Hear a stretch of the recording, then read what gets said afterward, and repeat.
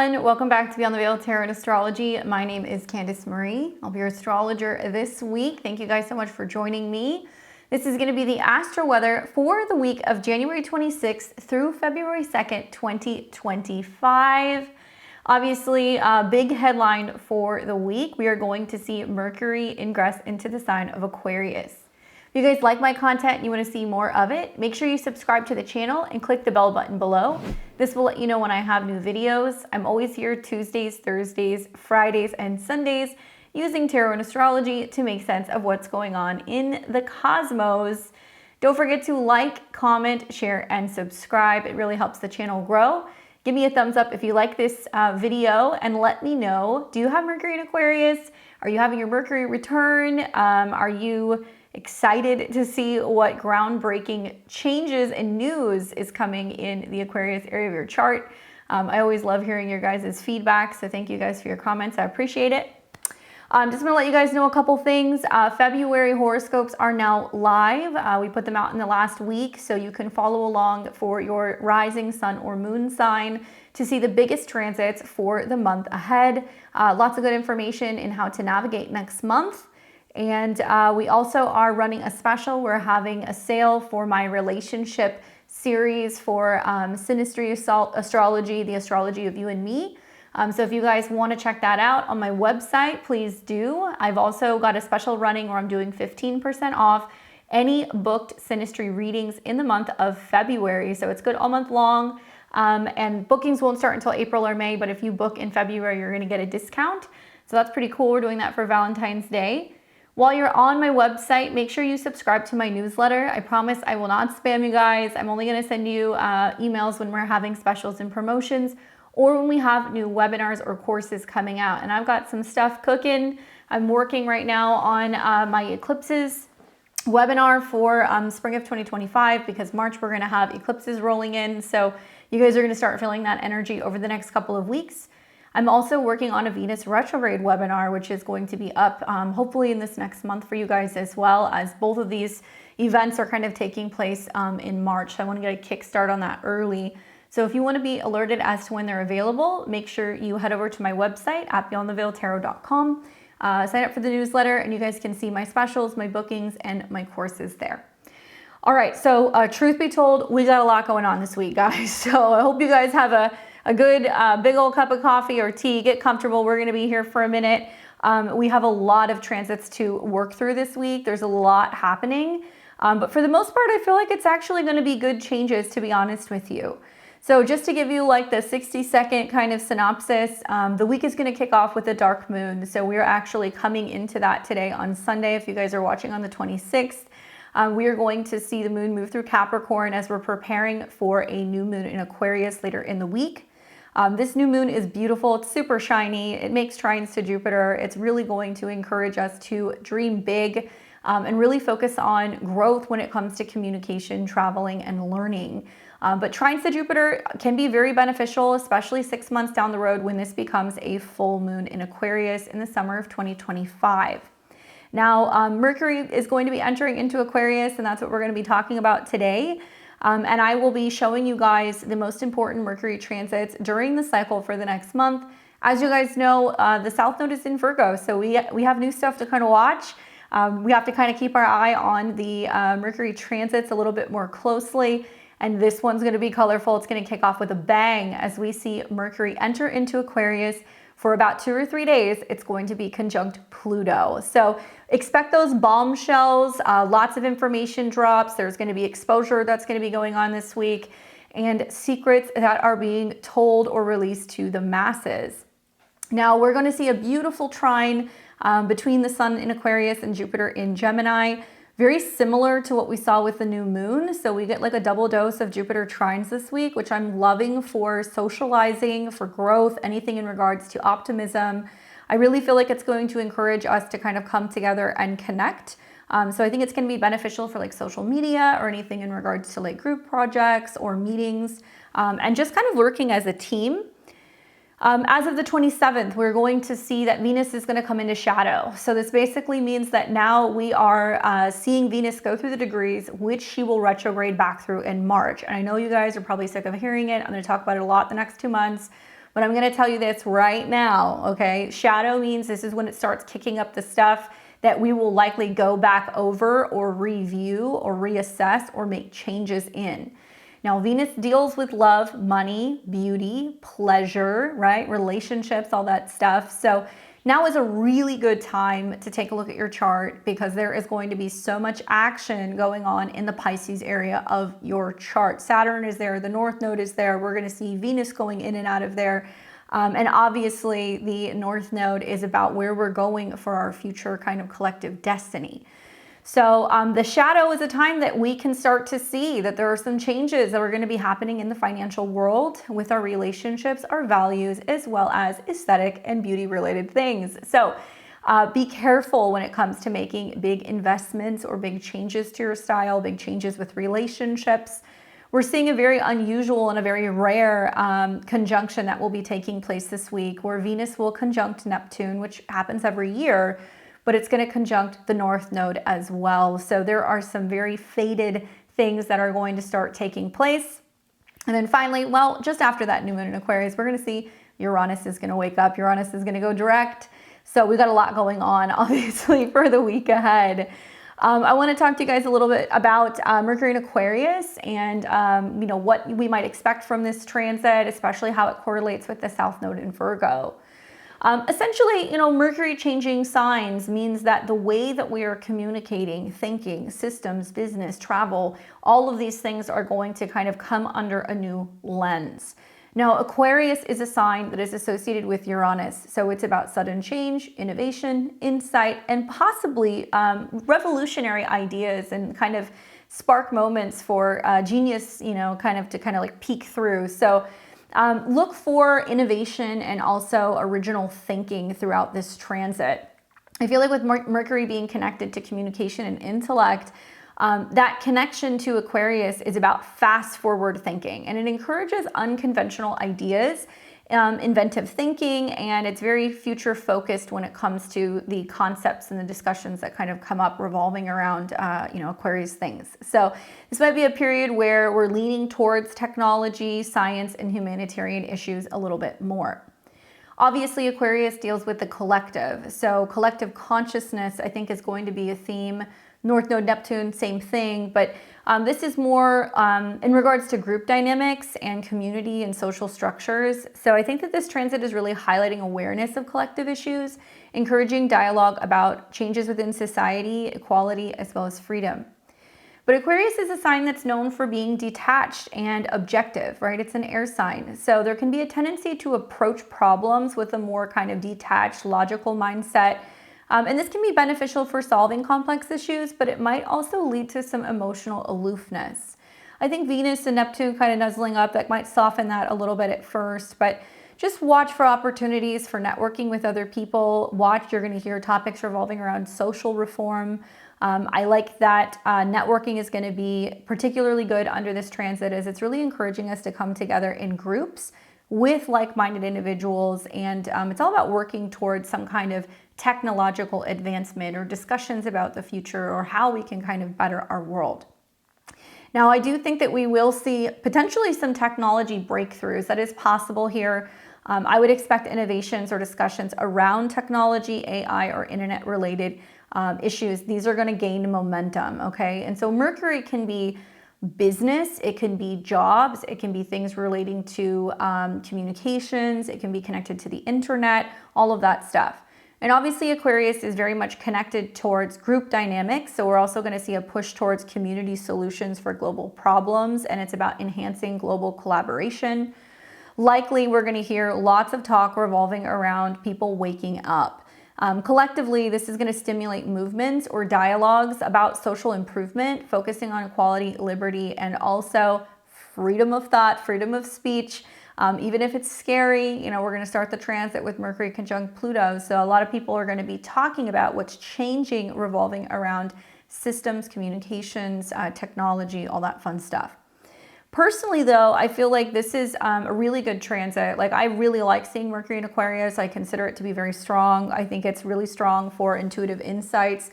Like I said, flashes of, genius, particularly in areas where maybe you've never considered certain paths or solutions. I do think this is the time also on a personal level that we're going to be re-evaluating our personal beliefs. And this could be our personal ideologies, or, kind of feeling like we're being challenged to expand. And this is going to be good because it leads to personal growth and change also in regards to our social circles. Now, for communication style changes, we just might see things that are a little bit more abstract. It's less of a personal tone. It's focusing ideas rather than emotions.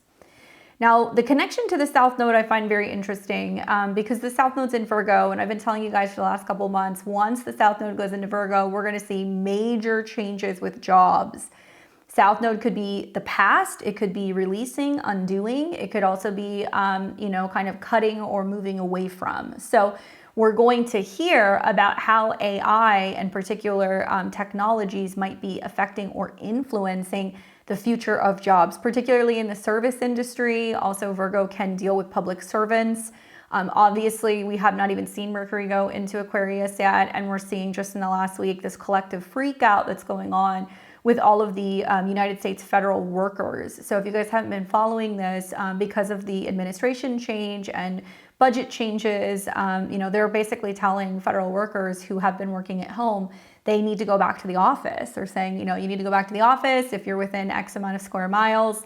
Otherwise, if you're not, then you have like 30 days to relocate.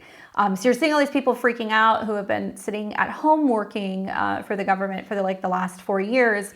And now there's like this panic. So you're going to hear more about that. I'm also following very closely because Mercury is connected to Jupiter. There is stuff that's starting to kind of come through legislation right now that's talking about how AI is going to be influenced when it comes to prescriptions and making decisions about what drugs and medications can be given and what can and cannot be put into certain products, including cosmetics or anything in regards to healthcare.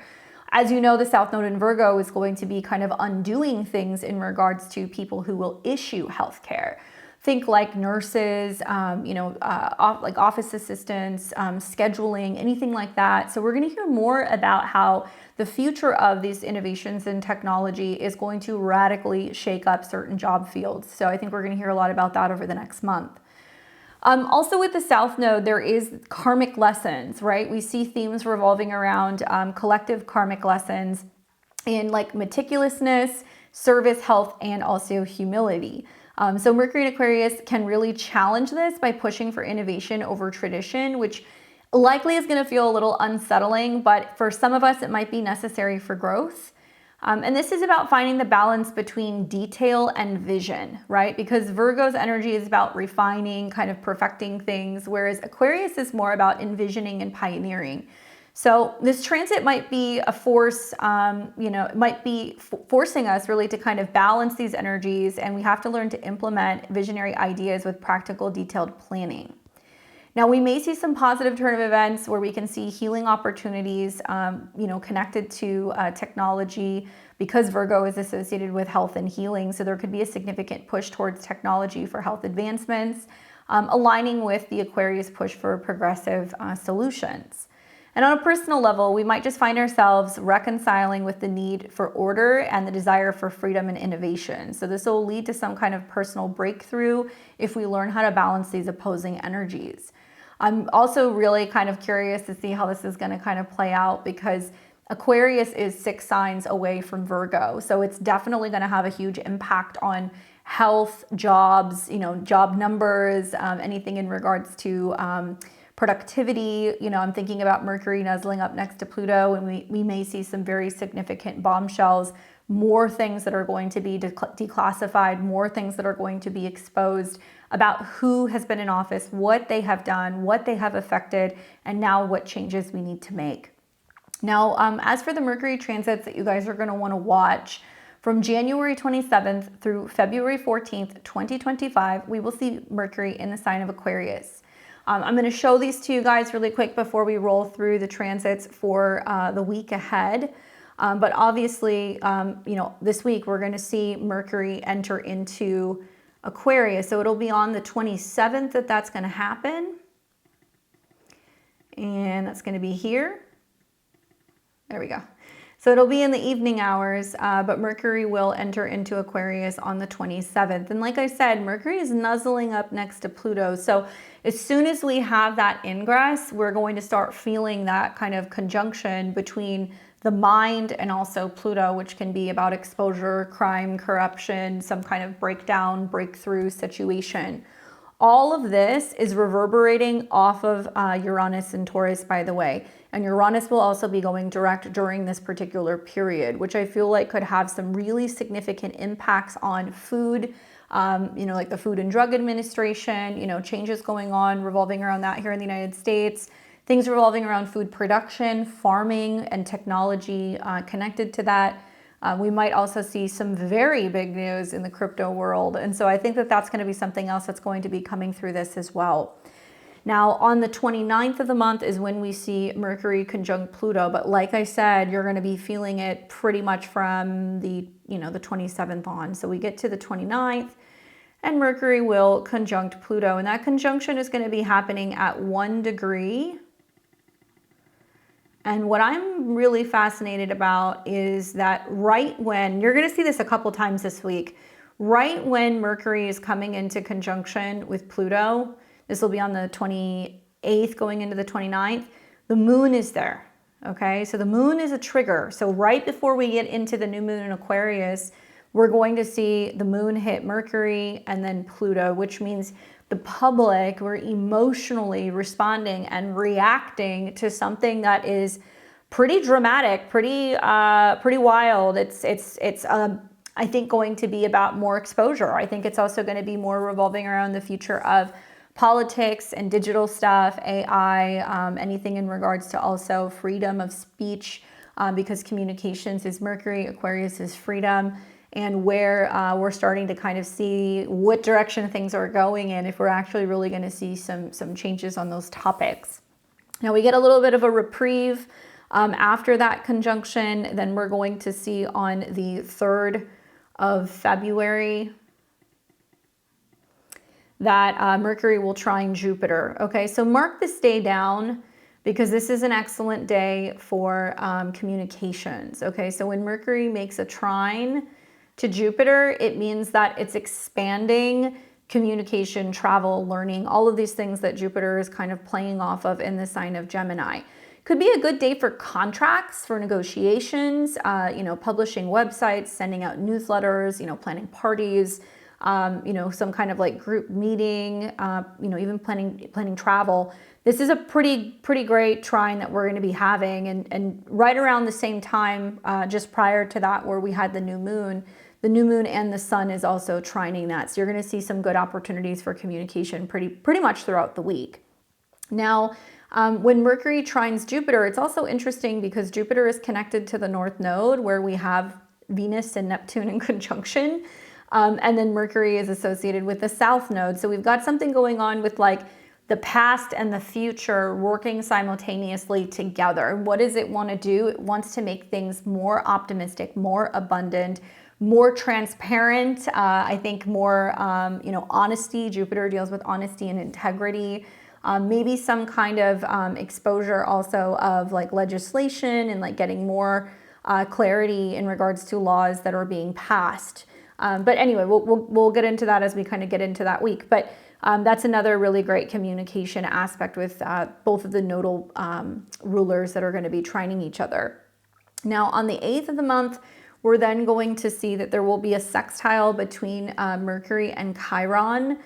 Not a big aspect, but still worthy of mentioning. I feel like with Mercury sextile Chiron, it's saying that if we are coming together in collective groups, we can heal. Like we can resolve issues where we have felt like the Lone Ranger, or we've been isolated or separated or hurt or wounded.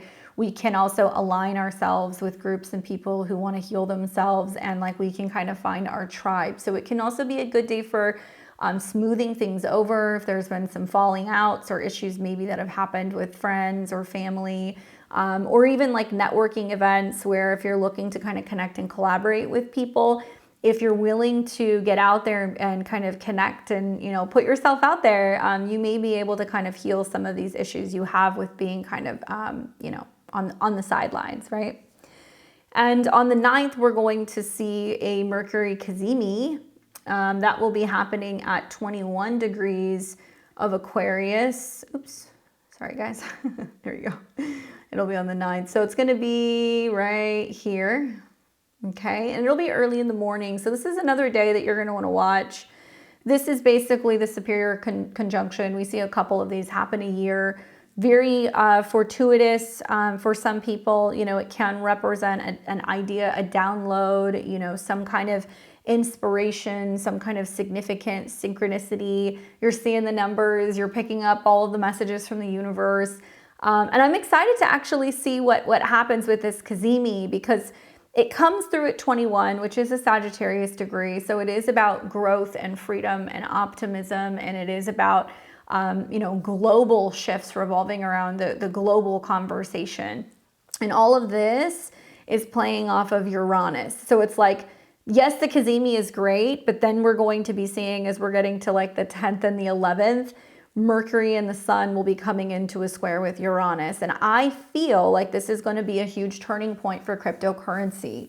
I feel like this is going to be about politicians. This is going to be about more discussions in a global manner about, you know, what's going to be best for humanity, what's going to be best also when it comes to banking systems. You know, could this be more talk revolving around mass adoption? Potentially, yeah, I think so. And then right after that Cazimi happens, then we're going to see Mercury square Uranus, and that's going to be happening on the 10th. And then right after that, then the Sun's going to come into a square with Uranus. So they're moving very closely here, but Mercury is going to perfect the square, it looks like, on the 10th. And of course, the synchronicities are crazy, right? Now Uranus is direct. And Mercury, the mind, is pushing down on Uranus saying, well, we need more freedom. We need more, you know, community. We need something that's going to be best for the future. And it's also going to be talking about how, you know, we have issues with, you know, interest rates, issues with inflation, you know, issues with also resources, and that it's going to make more sense to make some of this necessary change. Squares are uncomfortable, right? They're the energy of Mars. So we're going to see some people who are going to go, oh, I was not expecting that financial shift or change. I didn't think it would go up or it would go down.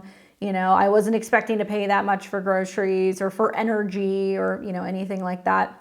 So it may be a little tense on the 10th and the 11th with some of those squares. Obviously, you know, Taurus also deals with it deals with banking. It deals with personal self-esteem, personal resources. This is about your bank accounts, your wallet. And while the square is happening, we're also seeing that Venus is in shadow. And I've been saying this from the rooftops for the last couple of months. Venus going into Aries is going to be a little tricky, especially knowing that in March she will retrograde, and she will retrograde next to Mercury, the South Node ruler. So we are going to see some pretty significant changes, I think, financially across the board in March and April, as much as I hate to say that. And so this may be the beginning of starting to see certain things break down, but as things are breaking down, new systems and new things are going to be coming online, paving the way for you know, future financial things. Pluto is also going to be hitting 2 degrees as well, guys, and that is a money degree. That's a Taurus degree. And you know, if we're looking at what's happening with Uranus and Taurus and Pluto at a 2, this is also really kind of saying there's some significant changes that's about to happen. I know there's been discussions revolving around, you know, whether or not banks are going to start, you know, holding cryptocurrencies, if we're going to start seeing that there's going to be more freedom revolving around that, and if there's going to be opportunities in the future for more people to be getting involved with that. Obviously, you know, I'm your astro weather girl. I'm not a financial advisor, but I think that you're going to hear a lot about this stuff over this period. Now, on the 12th of the month, we are going to see Mercury in conjunct the South Node. You know, inconjunct or quincunx isn't necessarily the biggest aspect. It's uncomfortable, right? It's like trying to reconcile. And this is why I said to you guys, I was kind of interested with Aquarius being 6 signs away from Virgo, because it's going to represent disruption in the job markets, disruption when it comes to health or services, or changes revolving around, you know, where technology is going to be impacting our jobs. So that inconjunct or quincunx, especially at a 27, can talk about new things that are coming online and like receiving data and information about just how much this is going to be hurting us or helping us. It really depends on how the South Node is going to go in Virgo.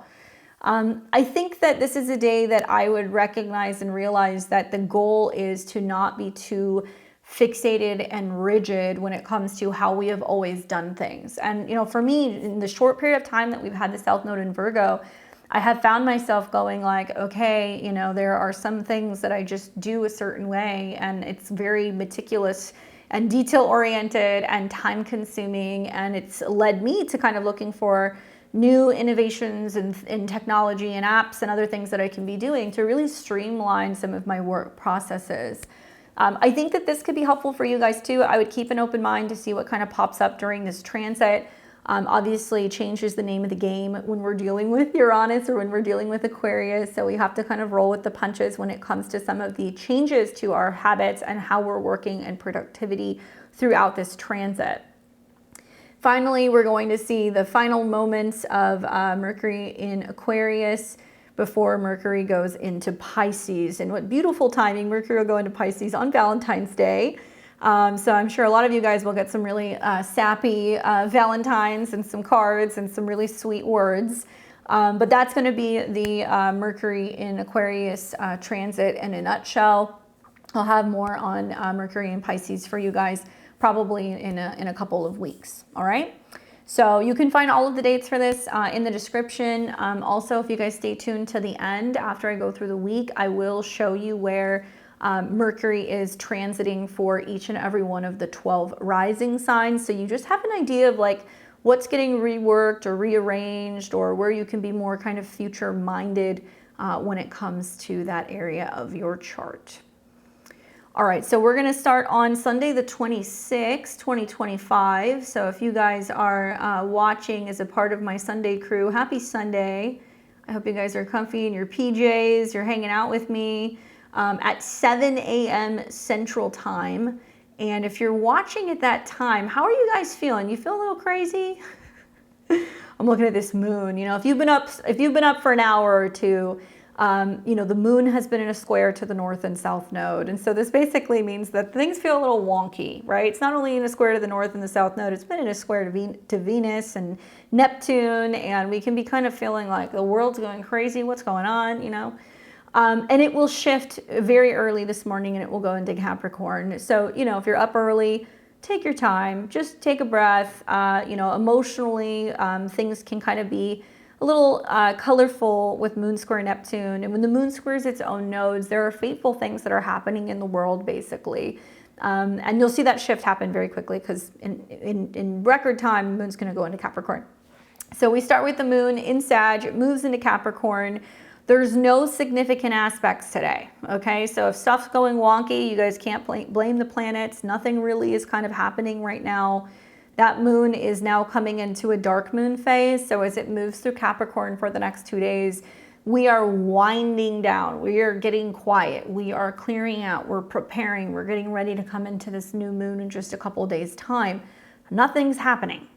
Nothing, okay? Other than, you know, Venus is starting to come into a sextile with Uranus. But that's not, you're not really seeing a lot. So if we go throughout the day, Venus will start to sextile Uranus, and that could be happy coincidences, you know, happy unexpected opportunities for shifts and maybe some financial pops. It can also be a time where we're feeling very inspired, you know, to be creating art or focusing on changes in our resources or our values. But yeah, not much is kind of going on. Now this is a 23, this is a 23, and obviously we've got a bit of Aquarius in the skies. So I kind of feel like this week we're going to feel like we're hitting like rocket boost. We are just like launching into the future as we're starting to watch all of these planets go through Aquarius. So watch for some of those upgrades that are going to be happening. Maybe, you know, you guys are vibing off of the Venus trine Mars, which is kind of hanging around pretty much since Saturday night going into Sunday, but that's kind of fading by the time we get to Sunday. But still, Venus and Mars in a trine, very sensual, very romantic, emotional, compassionate, and that may still kind of be in the air. But It's been my experience when we have a dark moon, people are generally a little grumpy and there is this natural inclination to kind of turn inward. So if you're feeling that today, you can blame the moon, but you can't blame much else other than that. All right, so the moon's going to keep going through Capricorn. We're going to take this now into Monday, the 27th. And when you guys wake up in the morning, the moon's still in Capricorn, and we know that when the moon's in Capricorn, we're focusing on Saturn, right? So it's like emotional labor. It's very much the moon in Capricorn. You know, that moon coming into sextile with Saturn is saying, hey, maybe we can get more done if we have a vision, if we have some alone time, if we're, you know, able to kind of get quiet and pause and reflect, or just shut your door to your office so you're not bothered and you can get things done. Outside of that sextile, we will also see this is the day that Mercury is going to be entering into Aquarius. And before it does, Mercury is sitting at a critical degree. It has been in a trine since, you know, Sunday night to the South Node. So it can mean that because of some massive changes, reorganizations, redistribution of power, of responsibility, we're seeing major changes happening with schedules, with health, with jobs, with employees. And Mercury is going to hit that infamous 29 degrees. And you guys know when we hear 29 degrees of Capricorn, that Sabian symbol is like about a bunch of people, you know, a bunch of powerful people meeting behind closed doors. I don't know about you guys, but I have been loving some of the clips and the scenes that I have been seeing that's been coming out of the World Economic Forum. I've been loving the fact that we have some leaders around the world that have been so incredibly vocal about their disdain for some of these, you know, technocratic people coming in and trying to kind of infiltrate, you know, global leadership. It's been really interesting to see that happen. And I kind of feel like maybe part of like the Mercury-Pluto conjunction is going to be things that are either coming from those meetings that have been happening behind closed doors, or clips or edits or other things that are getting ready to become more visible. That might actually be some jaw-dropping statements. For the most part, you know, I say I've been loving it, not because I align myself with any of those ideologies, but more because there's been a lot of conversations revolving around being like, we're losing, we're not able to, you know, kind of win this war for humanity because of some of the power redistribution that's kind of happening around the world. So I don't know if you guys want to say anything on that, feel free, but I'm curious to see if there's going to be something that's going to be leaked or exposed revolving around some of these meetings, 27th, 20th, 29th of this week. Now, on the 27th, Venus is also going to be entering into shadow. So we're going to see Mercury go into Aquarius in the PM hours, and we're going to see Venus in shadow. So I believe Venus is going to be retrograding back to around 23, 24 degrees. So if you have anything from about, let's say, 23 degrees of Pisces to about 11 degrees of Aries, within those degrees, Venus will be retrograding over back and forth those degrees. So maybe you'll want to pay a little bit more attention to what's going on with Venus's transit. Now, as you guys see, Venus is kind of sandwiched between Saturn and Neptune. And Neptune wants to dissolve things. It makes things confusing. Saturn wants to create limitations. It's also about karma. So Venus is sandwiched between these two. And for some of us, I don't know about you guys, but I feel like I've been like crisis counselor for like the last week. So many things going on with just friends, with family. Most of the things have actually been really, really, really challenging. It's kind of gone along the themes of, you know, Venus and Saturn, loss, you know, having issues with resources, being sick, trying to find a new home, you know, feeling stuck. Sometimes these are some of the impacts of Venus conjunct Saturn. And now that Venus is coming into conjunction also with Neptune, there is this feeling that's like, for those who can help others, we should be. And for those who feel like they're lost, you know, and they don't know how they're going to be able to get out of a spot or a situation, it's about having faith. And I know it's easier said than done for some of us, but just kind of keep that in mind, that this is partially why some of this stuff is kind of coming up. And also Pisces is hidden, by the way. So there are some things that are yet to be revealed. And I keep referring to, you know, March basically as the month of the great unveiling of a lot of things that have been secretive and kind of hidden for some time. That is finally coming to an end. When we start to see Saturn and Neptune go into Aries in just a few months' time, we are going to get a small glimmer of what the future is going to look like, and it is going to be bold. The word that keeps coming up for me, the phrase is battle-born. You know, I think of Aries as kind of being a warrior, or being a soldier, somebody who has to kind of go at things in their own way. And so a lot of us are going to realize that those who are willing to help themselves, or willing to hold themselves accountable and really take action, are going to be the ones who I think are going to be the most fortunate. So unfortunately, you know, between now and March, watching all of these planets come into conjunction with the North Node and coming into Pisces, you're going to see like craziness at all-time high. You're going to see victim mentality at all-time high. You're going to see lots of just things that are just going to seem Looney Tunes. So hang in there. I promise things will get better. But we want to use this week to be talking about where are we going? Because if we get consumed and sucked into what's not working, what hasn't worked, what we don't have, what happened to us, what we're blaming, we are missing so many opportunities to be able to better connect and communicate and kind of strategize together. We don't want to miss some of these opportunities. Now, when I see Venus is in shadow, you know, you're thinking about getting cosmetic surgery, you're thinking about making major changes to your hair or your appearance, you're thinking about making a major investment. These are the kind of things that I would say, be mindful, right? Just because it's going retrograde doesn't mean it's a bad thing. Retrogrades are about karmic, you know, repercussions. If you have been doing your work in Pisces, if you have been more in tune, if you have been more patient, or you've been kind of practicing, you know, taking time to pause and reflect, then Venus retrograde for some people can bring very good things. It can bring people back to you. It can bring in soulmates. It can bring money that you have been owed, or if you've been holding out, waiting for, you know, some opportunity to receive wealth, you know, it can come back to you. Pisces is an interesting energy. If you're super focused on something, I have found it gives you the opposite. And I haven't really heard a lot of people talk about that, but that's what I've seen with a lot of my clients throughout the years. And I kind of feel like if we're focusing on the lack, we're not creating space to be able to be open to allowing, you know, the floodgates to flow in and bring us what we actually do need. So try to kind of keep that in mind as we go through this Venus cycle. Probably going to impact, you know, my Taurus, my Libra, and my Pisces risings the most, unless you're somebody who has a lot of planets within that kind of 24 to of Pisces to about 11 degrees of Aries. But yeah, those are the ones that I would say really pay attention, because you're really going to be working with this energy the most for like the next month or two. So Venus is in shadow. All right, that's what you guys need to know. Outside of that, Moon's going to keep moving through Capricorn. I mean, it is in the PM hours going to start sextiling this stuff, but most of us are going to be asleep. And then the other thing that we're going to see is that the Moon is going to trine Uranus, which could, you know, bring about some significant kind of change, you know, overnight in regards to banking, resources, or potential like markets. And the Moon will oppose Mars and square Chiron. But this is, I'm on Central Time, so this is around 9 p.m. on Monday night. So there can be some friction. If you're in another part of the world, or if you're up or whatever, watch out for this Moon square Chiron, where maybe we're working late and we're feeling like agitated.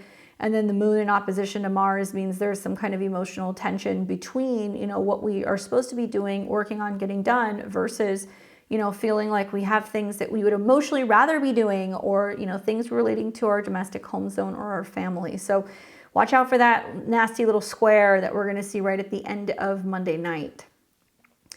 Then this is going to take us into Tuesday. And when we wake up on Tuesday, the Moon is just leaving the late degrees of Capricorn. All right, so let's see. Let's get this in alignment. And it looks like the Moon is going to, the last aspects it's going to make in the morning is going to be a trine to the South Node. So that's clearing something karmically revolving around health, responsibility, or jobs. And it's sextiling the North Node and Neptune. So it's giving way and dissolving. It can also be about, you know, caring and helping and being like more compassionate as well. Having a vision and still having some alone time to be able to get some work done, essentially, because we're still looking at Saturn with the Moon in Capricorn. Now, this is where things get interesting. Moon is going to go into Aquarius, and Mercury is coming into conjunction with Pluto. So I'm looking at the afternoon hours of the 28th, okay? So in the afternoon, we're going to see Moon conjunct Mercury, stimulating communication, stimulating being online, groups, meetings, anything of that nature. And then we're going to see the moon hit Mercury and it's going to hit Pluto, and it's all going to be at 1 degree. So this is going to be happening pretty much all Tuesday afternoon. My goodness, juicy stuff as this is coming into the dark moon. Something is being released, or some information or data or news is dropped.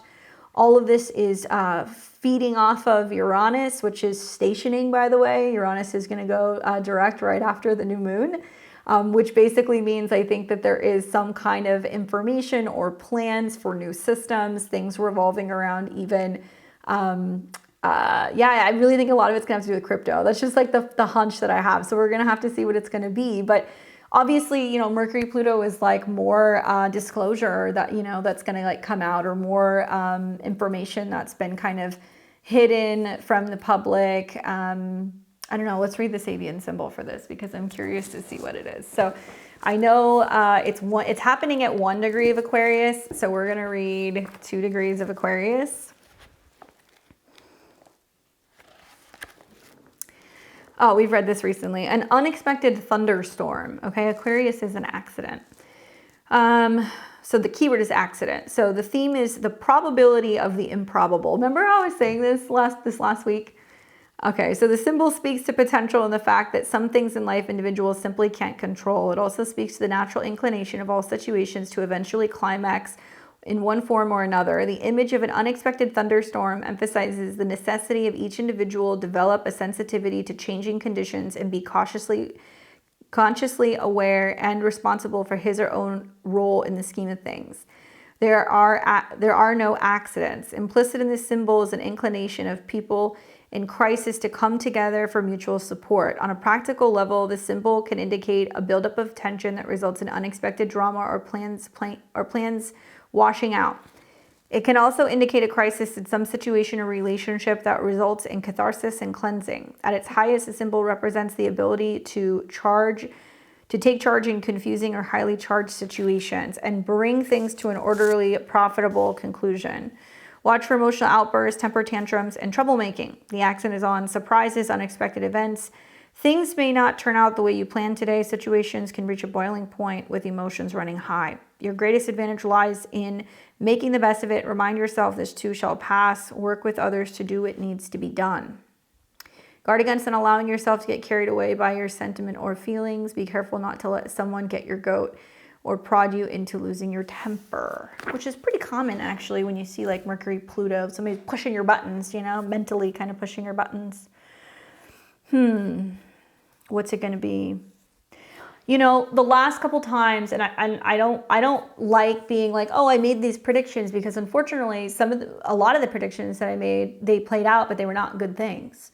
I remember talking to you guys back when we had a Uranus transit with Mars, and I was like, watch for there being something dangerous in a crowd, and that was that wild bull that got out and, attacked all those people.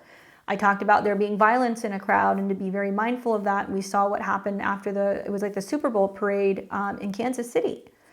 I think about recently when I was talking about vehicles and New Year's and being careful out in crowds, that we were going to see that there could be some dangerous situations. And we saw what happened, between the Cybertruck blowing up in Las Vegas, and we saw what happened in New Orleans. Be careful on the 28th. Aquarius is crowds. Something revolving around, people coming together, speaking out, trying to voice their opinions. Citizens may be trying to get photos or videos of something that's going on. This could also potentially be some kind of data breach, okay? Because obviously Mercury is data, or something kind of getting hacked. That could be very Mercury Pluto. I'm hoping, obviously, that it's none of these things. I'm hoping that it's just more disclosure and we're getting more executive orders for things that people need to know. But I'm really thinking and kind of feeling like it's going to be something pretty critical, in my opinion. Especially being on a dark moon, because it's saying it needs to kind of get out, or it needs to be kind of flushed out. You know, with Mercury conjunct the moon, people want to communicate. They want to get the point across. They want to share. And I feel like we're going to see a lot of crazy stuff that's probably going to be all over the internet Tuesday, Wednesday, Thursday. But just after this conjunction, then we're going to see the moon coming in to what will be a new moon the next day, very early in the morning on the 29th. Okay. So big news, some collective crisis or exposure. The South Node is connected here. You know, the other way that I could look at this is that there's going to be some major disclosure that's going to be about health. Okay, major disclosure about health because the South Node is in Virgo. And this is 6 signs away. So let's see, leave me your comments when this stuff hits. I'd like to see what it was, but I don't have a good feeling about it, to be really honest with you guys, as much as I hate to say that. So what are the themes of Mercury conjunct Pluto, right? This is important. This is the first, I think, really big aspect. I mean, we've seen, you know, Mercury trine the South Node, trine Uranus, okay. Mercury's been in opposition to Mars, sure, but this is the first conjunction that we will see since the South Node is in Virgo. So for me, you know, Mercury-Pluto transits are about deep psychological insights. This is about communication and thought meeting with Pluto, which is about transformation and depth. So in Aquarius, it's going to be about the collective consciousness, innovation, technology, AI, and it can lead to profound and perhaps even revolutionary insights into social structure, psychology, and the collective psyche. Powerful communication. This is a double-edged sword. So on one hand, you know, this is a conjunction that's very potent. Like communication is very potent. Words, ideas, technology developed during this time could have long-lasting impact or uncover hidden truth. I do think this is a lot about exposure and then some kind of like revelation because I feel like Pluto's influence is about bringing lights to secrets and hidden information or corruption within systems or technology. And there could be revelations about how society functions at a deep level through media or social sciences. Now, this is also going to be about transformation of thought patterns. On a personal level, you know, we might undergo a transformation in how we communicate, think, or see the world. And it might be about, you know, pushing for or against radical changes. So I think we're going to hear a lot about how technology is going to be impacting and influencing healthcare. I think that's really going to be the big thing. Is it a good thing or is it a bad thing? I don't know. The jury is still out. But when we're hearing things like legislation being passed where technology or AI can be, you know, prescribing medications or telling you what to take or how much to take or anything like that, I kind of go, huh, you know, how is that going to be impacting nurses and doctors and pharmacists and other people who may potentially be displaced? And also, no matter how helpful AI technology can be, there's no doubt it can expedite things and make things much more efficient. But who's making all the decisions about what's being fed into that software? That's the question. And there's been a lot of corruption and some really weird synchronicities and some people that have suspiciously died and other things revolving around anything from, you know, OpenAI to, which apparently is now closed. But when you go and you look at the roots of people coming forward and wanting to be whistleblowers and be talking about how the programs were essentially being fed with stuff that was not legal or was not ethical, we start to kind of look around and go, what's going on? You know, it's really similar to Google, right? A lot of you guys know you've kind of grown up sometime over the last like 20, 30 years. When Google came about, that was like our go-to thing, right? You Google something. And we've kind of learned, I think, in recent years that can be influenced, that can be impacted, you know, based off of where you live, based off of your age, your gender, connecting to email accounts and all kinds of things. And it's going to populate and give you things that are going to be put at the top of the search, dependent on that stuff. And also, you know, the search optimization that has been kind of put into that. So I look at this and I go, is this just like another like Google situation? Like, is AI, like, who's going to determine like what's going to be fed into AI? And like, how is that going to impact, you know, the collective if we're just learning that we can just ask questions and we get answers and then take it at face value? You know, is that potentially a dangerous thing? I don't know, just kind of speaking out loud. You guys let me know your thoughts in the comment section. But I think that, you know, for many of us, we're going to see that this is most likely going to be bringing about breakthroughs or shifts, particularly in areas that affect privacy, data, security, or AI ethics. So it can manifest as movements for social change where old systems are dismantled or reformed. I do anticipate there could be some intense debates. Public discourse might be more intense, focusing on power dynamics, control, freedom, and rights, especially in the digital realm, concerning collective resources. I'm a Sun, Pluto, Mercury, so that's probably my favorite things, to have like debates with people about stuff. And maybe I'm always kind of quick to kind of see the darker side of stuff, but I feel like Mercury, Pluto loves to really dig deep into stuff. It loves to research, go and get all the information. And in Aquarius, you're going to see there's going to be lots of talk about aliens. There's going to be lots of talk about, futuristic trends and things that are kind of going on, especially in regards to the future and like how some of this stuff might be impacting us, especially in the realms of documents, right? Information, data. So I think that we're going to hear a little bit more about some of this stuff. I also feel like it can be positive for innovations, and addressing issues that are kind of coming up with, technology within society. So that way we have more clarity and we kind of know what's going on. While they're making conjunctions to Pluto, they're going to start coming into a trine with Jupiter. So, even when this conjunction is happening, the sun is trining Jupiter. And I feel like this is saying like, we all need the truth, that the truth will set us free. And when we're able to get more of that information and be able to kind of cut through, what has been maybe some really crazy kind of conspiracy theories, which you guys are going to see a lot of with North Node Neptune, Mercury conjunct Pluto. There's going to be some people coming out and speculating and talking about some things that are going to seem really out there, but maybe it will give us some clarity. I'm hoping that that's the case. Aquarius, they are kind of the revolutionaries in a way. These are the people who are literally going to be able to pick up on things and see things before it happens. So they might be talking about stuff or predicting things that may potentially be coming, a couple of weeks or a couple of months down the road.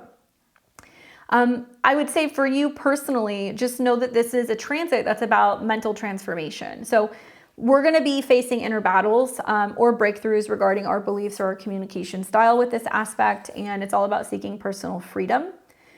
Great transit for deep conversations. Relationships might become more profound, and we could have some challenging conversations, but personal truths can be revealed, and this can lead to either deepening connections or necessary separations. I do think this is also about empowerment through knowledge. There's an opportunity with this conjunction for personal empowerment by uncovering truths, learning about power dynamics, and engaging in transformative ideas. This transit is the catalyst for change. I think it's going to be about whether or not we're becoming too mentally fixated or obsessed with something. Obviously, there's an emphasis on how power is communicated and wielded in society in the sign of Aquarius, and it might be a push towards empowering the collective or highlighting where power is misused. And there is something karmically kind of tied to this because of the South Node connection with Virgo. So relating that back, it's really encouraging us to dive deep into details of our societal constructs to understand or transform Pluto through the lens of futuristic and equitable solutions, Aquarius. And also, I think this is partially connected to, I think I heard it was McDonald's. Who else was it? It was McDonald's, and it was, a whole slew of companies. At least 3 or 4 companies that I remember reading in an article where they're saying they're all rolling back their DEI policies, and that's something that they're no longer going to be pursuing or pushing. We're also hearing that a lot right now coming from the United States federal government, that they're going as far as actually encouraging people to snitch on coworkers who are kind of promoting some of those values, which I think is kind of wrong personally, but okay, whatever. I think that you're going to hear more about people changing and kind of purging and transforming their mind, revolving around work, how we hire, who is going to be the most equipped for the job. I think that the general overall kind of theme that you've been seeing, especially with the most recent administration change, is we are now moving to a system where it's going to be merit-based. What is your experience? How long have you, worked in previous positions? What is your work history? What's your education? What is your background in terms of your experience? Not basing it off of gender, age, sexual orientation, your race, none of that stuff. And a lot of that is that South Node in Virgo, that we're not kind of looking at, everything has to be equal. North Node Neptune is actually saying there is a huge confusion right now because we're almost being kind of like sideswiped, and we're going from one extreme kind of, form or way of looking at things for like the last several years to now we're going in a complete different direction. We're getting whiplash, and the North Node Neptune is, some people are having a really hard time because now they're feeling that they're being isolated, or they're feeling that they're being cast aside, or they're not being seen, or mentally or spiritually they're having a really hard time understanding and comprehending just how quick the world can change and how quick things can kind of like melt. Once again, this is me not politicking. This is me going off of purely the astrology. And I think that what's interesting is this is the final moments. When we see North Node, not North Node, when we see Saturn and Neptune go into Aries, it's going to be a whoever is the first, whoever is the fastest, whoever is the most capable, whoever is the strongest is going to be the one who is going to be the most successful. Literally, Saturn is about business, right? So you're going to see a lot of people who are going to go, fuck that, I'm not doing that, I'm not going to work for a company who promotes some of those values, I'm going to work for myself. And that's kind of actually the beauty of it as well, that if some people don't like the system, they're going to get out of the system, they're going to leave. And Pluto in Aquarius also will be about that. I mean, I think in the future, I don't really think we're going to see, it might take a couple decades, but I don't think we're going to see people just clocking in and clocking out for a job. I think it's going to be, everybody is going to be more kind of independent. You're going to have a choice as to whether or not you want to go and work for an employer. It might be contractually. And I think that you're going to really see the workforce radically transform over the next 20 years of Pluto in this sign. So with that being said, that's everything that's kind of going on in the 26th. I literally cannot wait to see what this is going to be. I hope it's just more disclosure than anything else, but watch for that in the afternoon. We will then see the moon come into conjunction with the sun. So this is going to be really early in the morning on the 29th. So now we've moved to Wednesday, and we're going to have that new moon that's going to be in Aquarius. So if you guys haven't seen that video, check it out. It's out. I talk about how this is really positive. I talk about also this is about thinking about the future, but changing and transforming your mind with Mercury conjunct Pluto. We've got a new moon that is trining Jupiter, so it wants bigger, better things, more opportunity for growth, communications, better understanding. And also I think that this is really wonderful for networking. So if you're wanting to join a group, start a group, anything like that, plan a party, things like that can be really great revolving around this new moon. Now, the themes, I think, of this trine that we're going to be seeing between the sun coming into a trine with Jupiter, so that'll be kind of perfecting pretty much from the new moon on for about 2 days. Expansion of knowledge and ideas, because, the sun in Aquarius is about innovation and individuality. And then the trine of Jupiter, communication, curiosity, being more versatile as well. And it's really amplifying the exchange of ideas, learning, and intellectual growth. So there's like this natural flow, expanding one's horizons through education, travel, or just engaging in diverse perspectives. I was listening to a podcast the other day, and this guy that I was listening to, this host, he was saying, one of the best things that you can do is you can actually make it a point to converse with people who have a different kind of belief system than you. He's more of a conservative podcaster, and he also comes from like a bit of like a religious background. But he was literally saying like, go and join, somebody who is like a lefty like book club, and go and talk to those people. And not going there to kind of infiltrate the group and, kind of be a contrarian, but go there and have conversations and talk to people and try to understand other people's perspectives and learn how to converse and like how to have healthy conversation and, interact with people who have a very different worldview. I think that this new moon is saying that that's what we're opening up to basically for the next 6 months. We're opening up to a different worldview. It's at a 9. It's trining Jupiter, at an 11. It's about communicating with other people, understanding that people are going to have different perspectives, different beliefs, different religious practices, communicating, learning about that, but also respecting and understanding the differences. This is an air trine. It's very detached. It's not emotional. It's a little bit more aloof, Educate yourself on people, places, spaces, and things that you don't know. That's what I would recommend throughout this week. I also think that this is a good boost for optimism and positivity. Obviously, Jupiter brings these things, but combined with the sun, it can lead to a period where we're more hopeful about the future, especially concerning anything in regards to technology, community initiatives, and also anything going on kind of like with the social spheres. Now, collectively, I think that this trine that's going to be building is really, really good for cultural exchange. It's also good for advancement in education. But for you guys, who are watching me, just look for the opportunities for personal growth through learning, confidence in expressing unique ideas, and opportunities for travel and study. Okay, and this is all because of the new moon trine Jupiter. So it's starting that new phase, but the sun is going to come through for about 2 days, and it's going to trine this as well. So the 29th, for about two days or so, you're going to be feeling this. I also feel like there can be more harmony between personal and collective goals, because Gemini is a more personal sign. It's like what I think, what I write, what I say.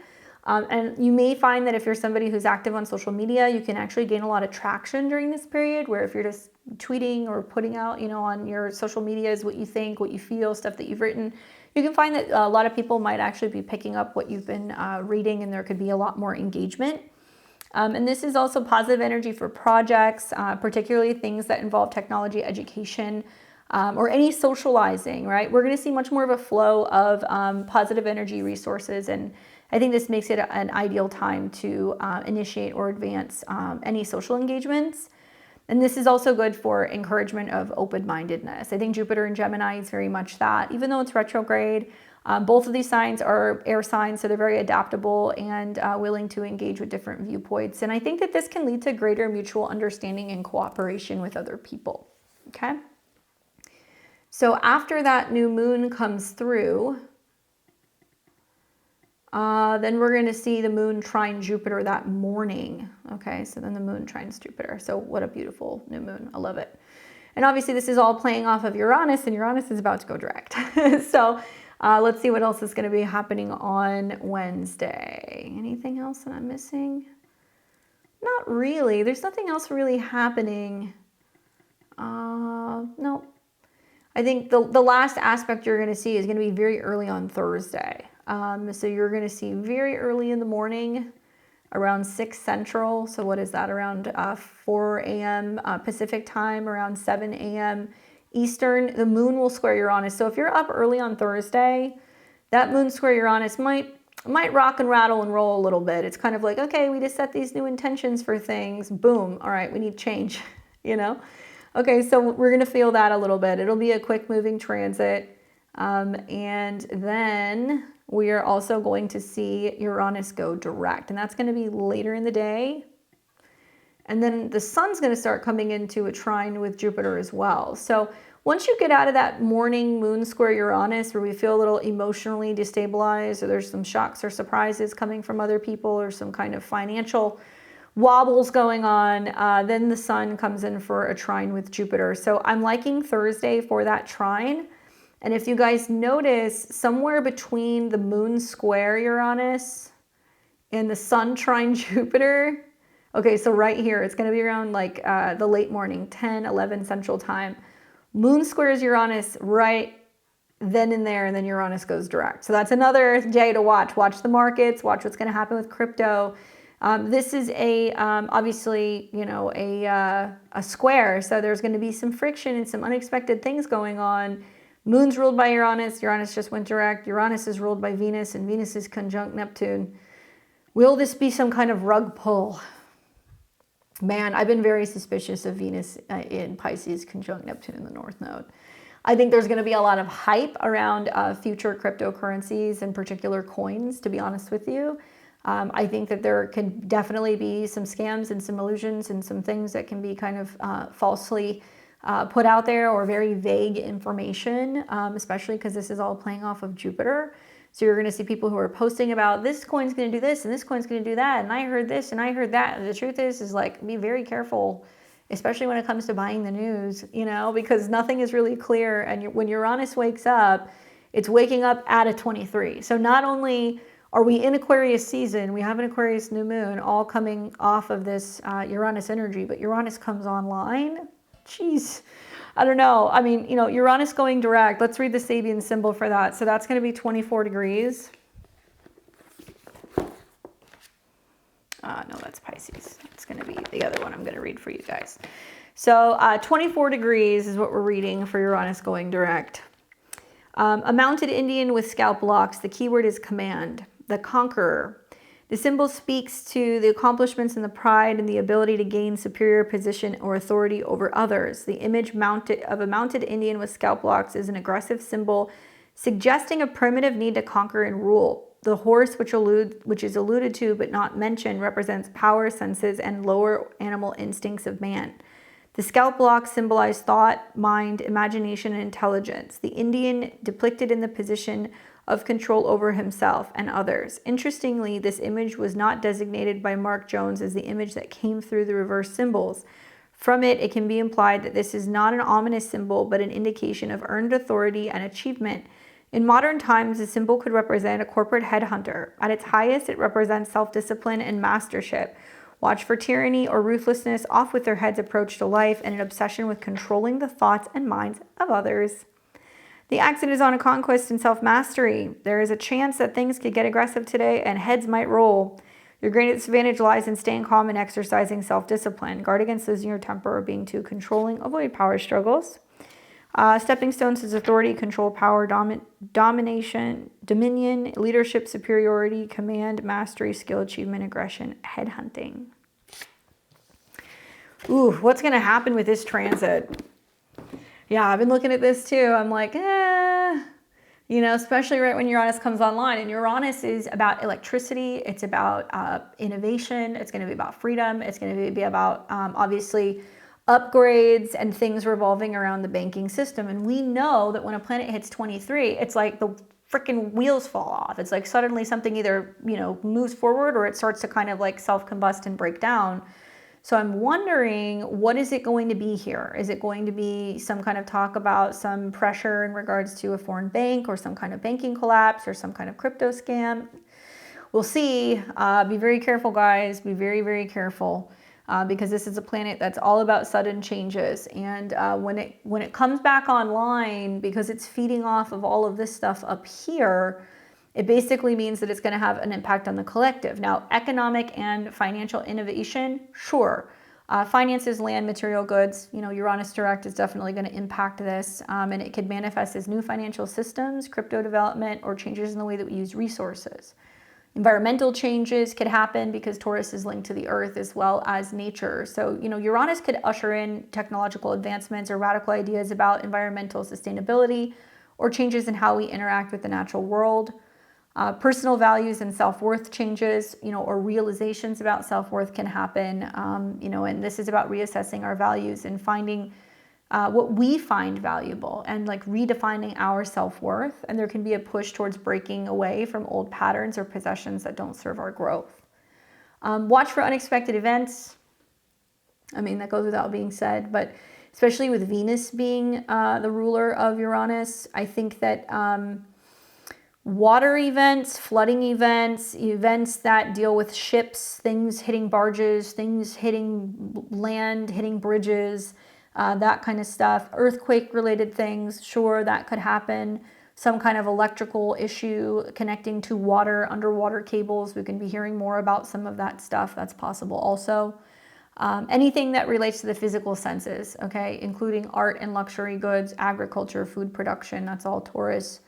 And then a collective awakening. So, you know, collectively there'll be this sense of like liberating ourselves from some kind of traditional constraint, particularly those related to material possessions. All right. So that's what's going to be, I told you guys there's a lot this week. That's what's going to be happening on the 30th. So the moon is going to shift signs. It will then come into Pisces, and that's going to be later in the evening on the 30th. Vibe change for sure. When the moon goes into Pisces, first of all, we got a Pisces party. It's playing off of Jupiter, and Jupiter is retrograde. And obviously the moon will kind of square Jupiter, but you'll see that a little bit later. I think that this is really calling and asking us then for about a 2-day period to rest, recuperate, pause, reflect, be really mindful that we're going to be feeling the collective energies. They might be heavy. Crazy dreams, stuff going on with our subconscious. Be careful with substances. Be careful with water. Anything in regards to also mental health stuff. We see stuff kind of peak up there. And obviously with the moon getting close to Saturn, we can feel some heavier vibes, some heavier emotions, you know, the 30th, 31st, and then into the 1st, right? All right, so this is now going to take us into the evening, and then we'll go into the 31st, which is Friday. And when we wake up Friday morning, the moon is coming into a square with Jupiter, which is kind of funny because, moon in Pisces is usually very sensitive and it wants to kind of, have its own space. It wants to kind of take time to think about things. But the square to Jupiter means that we might be very emotionally sensitive to what? To people's words, to things that we're reading, to stuff that we're listening to on the radio.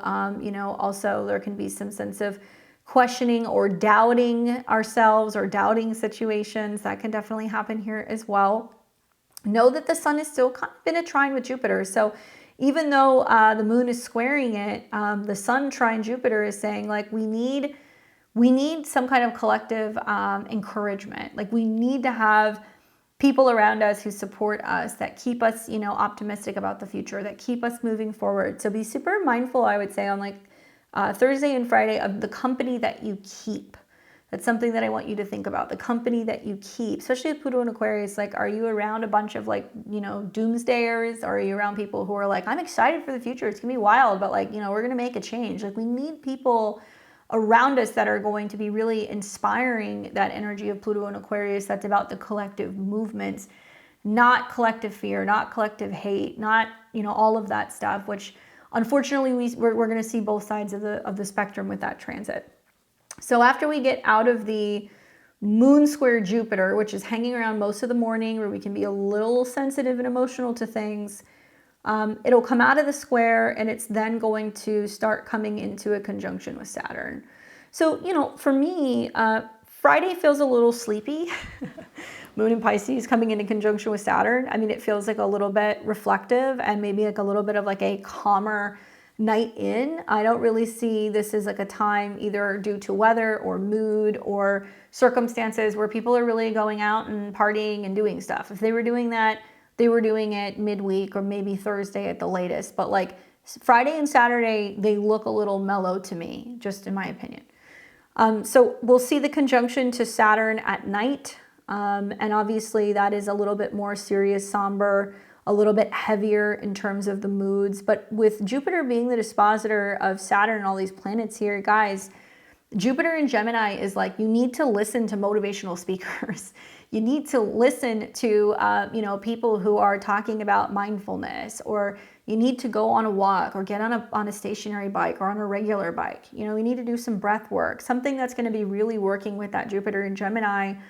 It's intellectual, it's stimulating, it's positive. It's something that's going to get you out of your funk. Okay, go back and finish a book that you didn't get a chance to finish. Flip through a magazine that you enjoy reading. Catch up on, one of your favorite TV shows, right? Something like that. Listen to an audiobook, right? That's very Jupiter and Gemini. Something where you can really make the most of this time that we have on our own. North Node in Pisces is teaching us we have to consciously say, I'm going to go and take time to go and pause and reflect. And if we don't do that collectively, it will be forced upon us, right? We know that Pisces deals with prison or jail or mental institutions. It deals with monasteries, churches, temples, places that we can hide or connect in a divine nature. So the question is on Friday and Saturday, what is your church? What are you doing? Are you actually listening to a sermon? Are you going to a church group? Are you going to a meditation class, a yoga class? Are you sitting and, listening to your favorite spiritual teacher? What are you doing? Do something and be mindful that where intention goes, energy is flowing. And we want to make sure that we are consciously doing something with this time kind of behind the scenes, rather than feeling like we're isolated and we're kind of, hidden away from the world.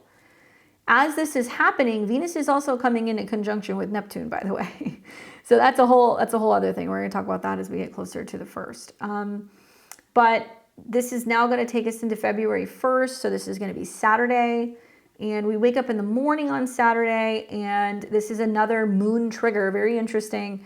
Moon is coming into conjunction with Venus Saturday morning.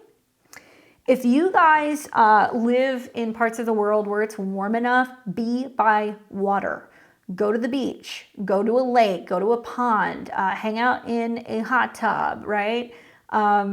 If not, Pisces is really good for going to the aquarium. It can be really good for going to an art gallery, stepping outside, taking some photos, some portraits. If you're a photographer, you better be working on Saturday and Sunday with the moon conjunct Venus and Neptune.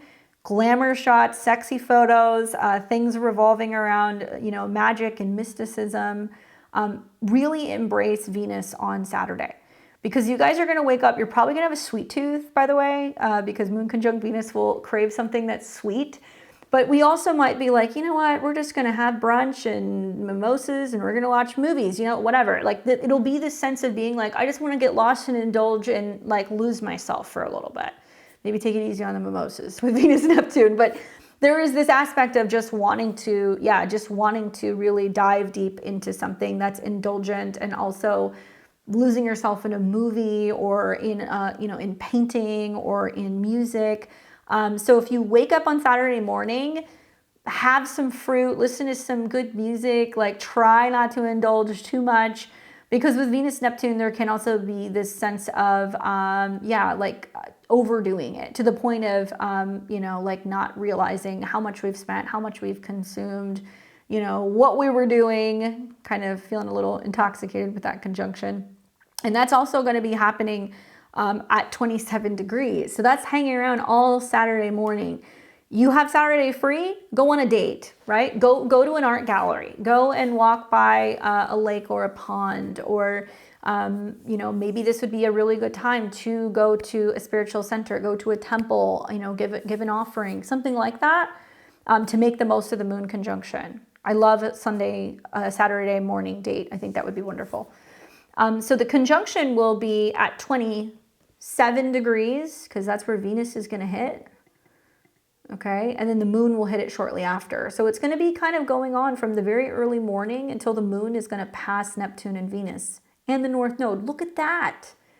All day on Saturday. What are you guys doing? I can't believe I didn't block this day off. I'm working all day. Of course, it's in my sixth house. I'm working all day, but something's going to be happening here. So let's see.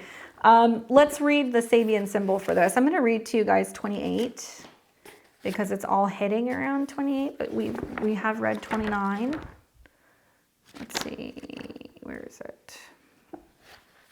So you guys know that 29 is a prism about everything coming together. We've read that one. But really the Neptune North Node conjunctions are on 27. So 28, a fertile garden under the full moon. Okay, so it's ultimacy, culmination. The symbol speaks to an appreciation of simple things in life. Image of a fertile garden under a full moon alludes to reflection, expansion, and consciousness, a deeper understanding of the importance, traditional accomplishments, or those achievements that are commonly recognized and valued by average individual. There is also a melancholy or wistful undertone to this symbol.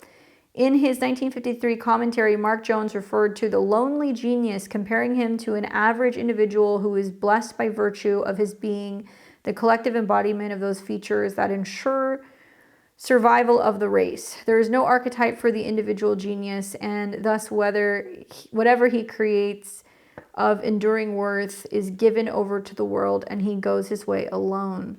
The creation of the Sabian symbols and commentary by Mark Jones is an example of such immortal contribution. At its highest, the symbol represents material wealth, wisely administered, watch for greed, materialism, and tasteless show. The accent is on reward and accomplishment. The fruits of your labor may manifest in a tangible and satisfying way. Your greatest advantage lies in sharing what you have with others. Use your gifts wisely. Guard against boasting above your skills and possessions. Be sensitive to the possibility that you could make others feel deficient or somehow less worthy. Stepping stones are satisfaction, manifestation, accomplishment, prosperity, profusion, abundance, fruitfulness, productiveness. All right, so let's see. You guys have to let me know what happens on Saturday.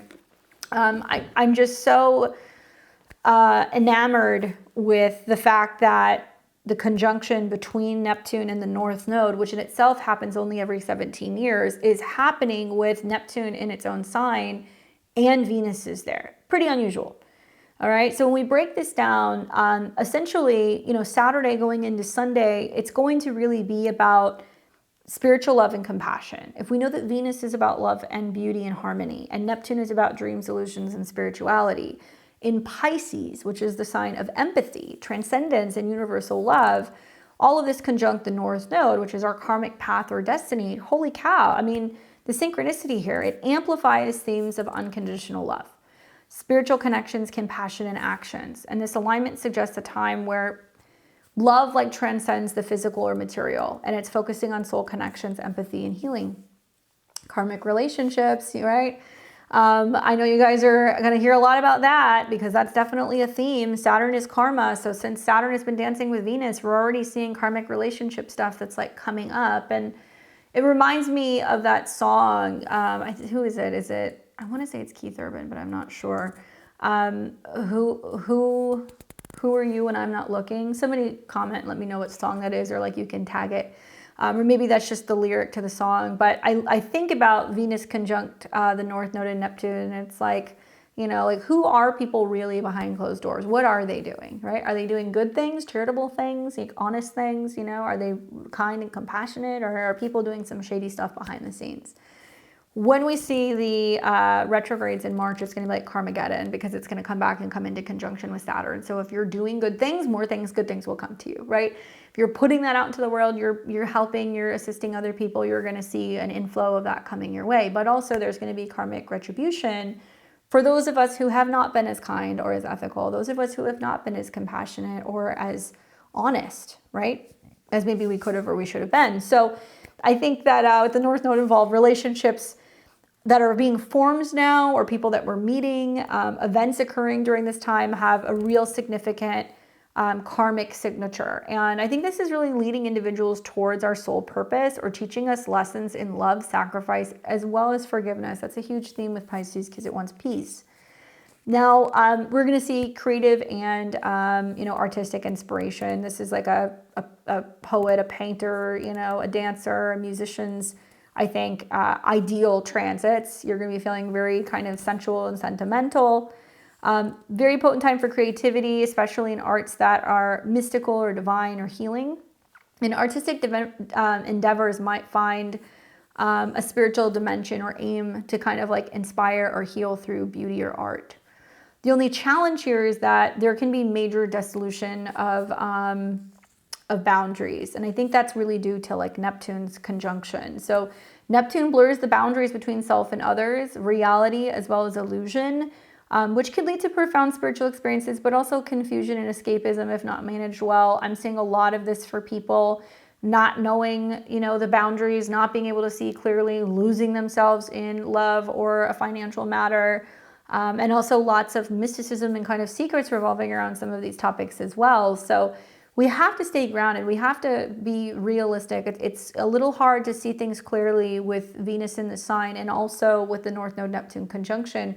A lot of things, like I said, in the next month are going to be revealed to us. So for right now, healing, music, art, beauty, sacrifice, that's another theme. I think there's like an emphasis on healing, whether it's personal or collective. I also feel like the sacrifice or selfless acts might be highlighted as paths to spiritual growth or fulfillment. Now, like I said, this is rare, right? This is a rare conjunction because while Venus moves into Pisces annually and we see Venus come into conjunction with Neptune once a year, we're seeing from 2011 to 2025, that's when Neptune has been in this sign. So it's quite rare in terms of our lifetime to see, the North Node coming into conjunction with Venus as well as Neptune at the same time. And that North Node is all about where we are going, right? And so all of this is feeding off of Jupiter. So I think that some people are going to write some profound things. They're going to listen to some profound things. They're going to find some books to help them on their spiritual journey. They're going to be watching videos and listening to podcasts and other things that are going to be helping them when it comes to mindfulness and staying grounded. Make no doubt, we're going to see a huge resurgence of people quoting the Bible, quoting scripture, going back to church. They're going to be talking about that stuff too. That's going to be a huge theme.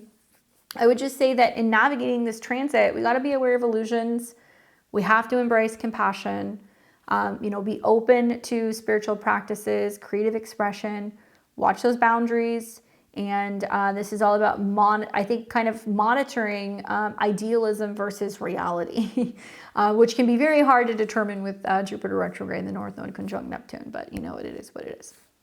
So I think that Sabian symbol, kind of shifting back to that for a second, the fertile garden under a full moon, you know, this can be, when you think of a full moon, about abundance and fulfillment, right? There can be some kind of conclusion and completion, some culmination where your dreams and your plans are coming to realization. So that may be happening for you at this time. Emotional and spiritual nourishment. I also think of like the cyclical cycle of the moon, and that it's about growth, harvest, and then preparation for the next cycle. So it can be reflecting on where we've been and what we're completing, especially at the late degrees of Pisces. And the magic and manifestation, right? I think that, you know, Pisces is a very magical sign, and it can be talking about as above, so below. So we can see lots of collective and personal harvest, basically, from this particular Sabian symbol. I think it's just about learning to really utilize our intuition as well as our inner wisdom. That's going to be the key with this conjunction. Anyway, I do touch on that conjunction for all of the 12 signs in my horoscope, so you definitely want to check that out. All right, so then this is going to take us now to later in the day on Saturday. The moon is going to leave the conjunction Saturday night, and when it does, it boom, shifts into Aries. So we're going to kind of be like vibing out Friday and Saturday, and then as we're coming into Saturday night, I think people are going to kind of come online and they're going to be like, okay, I'm ready to go and do some stuff. Let's go. You know, let's take some action. Granted, the moon is playing off of Mars now, which is retrograde in Cancer, where we are having to go back, reevaluate the past, our emotions, our home, our family, domestic matters. It does feel a little moody, but you know, the moon is sextiling all of this Aquarius. So maybe if you have that get up and go energy Saturday night, you can go and do something. You just want to be a little bit more independent. I think some people are going to be going, you know what, I got to get out of the house. I can't sit around anymore. You know, I did it all day Friday, you know, into Friday evening. I'm going to go and do something tonight. So some people might get a little restless there. All right. And then this is going to take us into February 2nd, which is next Sunday. And when we wake up in the morning, the moon is still in Aries. It's still super vibey with all of this Aquarius energy. So it is rather social. It does give you the opportunity to kind of connect, gather, be more physically active, be a little bit more bold and assertive. Granted, you know, we have a little bit more time with Mars retrograde. I think that this is maybe saying that on a personal level, you know, we are ready to kind of take the initiative and make some rearrangements maybe with our home or our living situation. Has anybody else been like kind of moving around furniture and shuffling things and feeling like a little restless with Mars retrograde? I've seen that a lot for a number of people. And if you're somebody who's like, I want to move, but I can't, you know, or I want to make a change, sometimes it's getting out of the house. Sometimes it's just getting out of your emotions, getting out of the past, breaking free. For others, it could mean that you're literally kind of rearranging things until you can have a shift in your living situation. Not much is going to be going on with Mars. Not much is going to be going on with the moon. So we will see as we get into the later evening though, okay? Remember, moon and Mars have mutual reception. So moon's in a Martian sign, Mars is in a lunar sign. Sunday night, there's a little bit of like a little square. So let's see. Venus leaves the conjunction with Neptune in the North Node. And we're going to start seeing in the late hours on Sunday, the moon is going to start coming into a conjunction with Chiron. Personal wounding, issues with isolation, kind of feeling like the odd man out. Also, Aries rules the head, the face, anything in regards to scars, burns, cuts, stuff like that. Sunday night into Monday morning, be careful with things that are hot. Cooking, conflicts with women in the home, conflicts with family, domestic issues can kind of come up. But for most of us, actually, we're going to see the Moon Chiron conjunction happen very early on Monday and then square. So obviously we have people all over the world. So, you know, just kind of keep that in mind. Sunday going into Monday is when you're going to see some issues, particularly with family relationships. 19, okay? So there's something kind of going on here, but we'll tackle that next week. We have so much going on this week. It probably makes your head spin. So thanks for staying with me through all of those transits. I do want to show you guys where we are going to be experiencing the Mercury transit in Aquarius for each and every one of the 12 rising signs. So I'm going to show that to you. And just a reminder, guys, I am a Western astrologer. So I practice Western tropical astrology. That's what I like to do. So to make the most of my predictions, you're going to want to listen to your rising sign, okay? So listen to your rising sign. It's going to tell you exactly where Mercury is in zodiacal order, what it's moving through. Also, keep in mind, you know, this is a pretty significant change if you're ruled by Mercury. So if you're a Gemini or a Virgo rising, your chart ruler is on the move. Equally Aquarius, Mercury is going into your sign, so it's going to be significant for you as well. But for everybody, remember, Mercury is conjuncting Pluto, so there's some powerful idea shifts, communications, insights that we're receiving about what isn't working, right? What we need to kind of clear out. So watch for that. All right, so with that being said, I'm going to start with my Aries and Aries risings. All right, so Aries, what's up? You've got Mercury going into Aquarius in your 11th house, all right? And Mercury is connected to communication, travel, trips, learning, siblings, emails, communications, and work, your routine, your coworkers, your schedule, all right? So the Mercury-Pluto conjunction and the Mercury transit is going to be taking place in your 11th house, same place where you're going to have the new moon in Aquarius. Essentially what this means for you, Aries, is that you guys are going to be really focusing on communications within friendships, social groups, networking. I predict that you might be joining or leading innovative groups or movements. This could be online, this could be with friends, this could be at work. The effects of Mercury going through this particular house is going to be about strengthening the bonds through shared ideas or goals, and networking for some kind of change, some kind of future change. I just recommend engaging in, you know, community or social initiatives, but don't lose sight of your personal connections. Okay, that's something to kind of think about. It is possible there could be some kind of crisis, some kind of inside information scoop, something kind of going on with a friend. And also, like, this is going to be a time where you're going to be like, whoa, that's enough internet for me, especially right at the beginning of the transit as Mercury is coming into conjunction with Pluto. Okay. All right. So good luck with that, Aries. Let me know how it goes.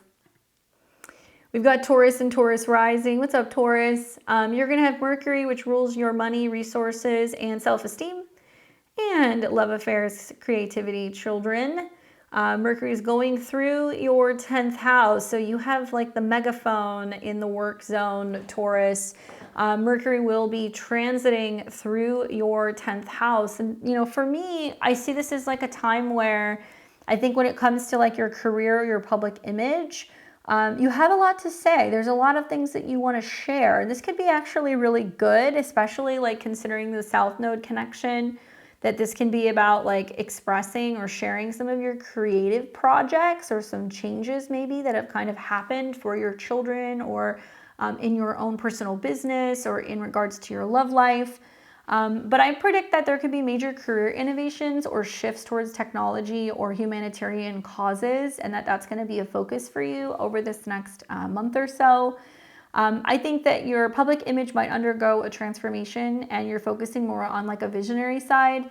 And you might be using this time to pioneer new career paths. Just make sure that your foundation is solid. Make sure that you're not making any major changes when it comes to resources or when it comes to some of your creative projects here. Okay. Good luck, Taurus. Let me know how that goes. All right, we've got Gemini and Gemini rising. What's up, Gemini?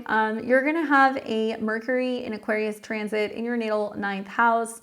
Obviously, fellow sister air sign, so it's friendly for you. And you're really going to like the number of trines that are going to be happening to Jupiter in your sign. You know, that new moon's going to trine Jupiter. Mercury's going to trine Jupiter. You're going to have sun trine Jupiter. So this is going to be really interesting because, you know, the 9th house is going to be dealing with your philosophy about life. It's about travel. It's about higher education. This is also going to be about learning or publishing or something in regards to legality. So watching your chart ruler go through the 9th means you might find yourself taking a course, being in an airport, traveling, you know, trying to write or publish a book. There could be some new teacher coming into your life. And it's really opening up the door to better understand yourself, okay? Whether this is traveling alone or taking a course or a workshop or working with a teacher, it's helping kind of grow your faith and your optimism in some way. So I predict that there's going to be interest in like futuristic or unconventional philosophies or global issues for you this period. I do think it's possible to travel or study, and this could be related to technology, science, or something socially.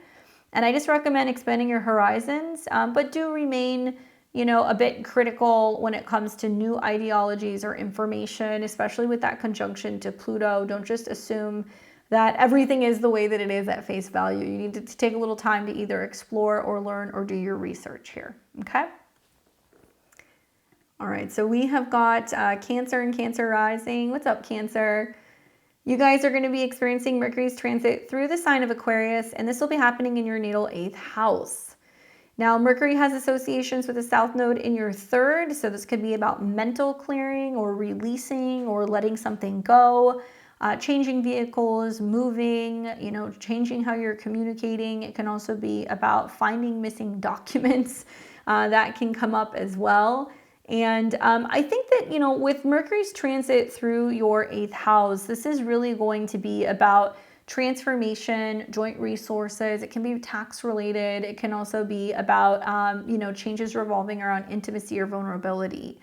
So I predict profound changes in how you share your resources or view intimacy during this transit. I would really recommend just going deep and focusing on transformative conversations or experiences, especially with, the Pluto conjunction being there. This may be a transit that's wonderful for healing, but also like working with a therapist or working with a healer of some kind to like heal and talk about and uncover some kind of trauma or some kind of fear. And I would just be prepared for power dynamics to shift. And this is about kind of learning from them rather than fighting them. And for a lot of you guys, it's like not communicating or speaking fear into existence, or not letting the fear of change kind of get in the way. And this can be in regards to your love lives. This can be in regards to your finances as well. Good luck, Cancer. We've got Leo and Leo rising. You guys are going to be experiencing Mercury's transit through your natal 7th house. Lots of planets in your opposite sign, Leo. So really the 7th house is going to be about partnerships. This could be clients, this could be spouses, but it's also open enemies, okay?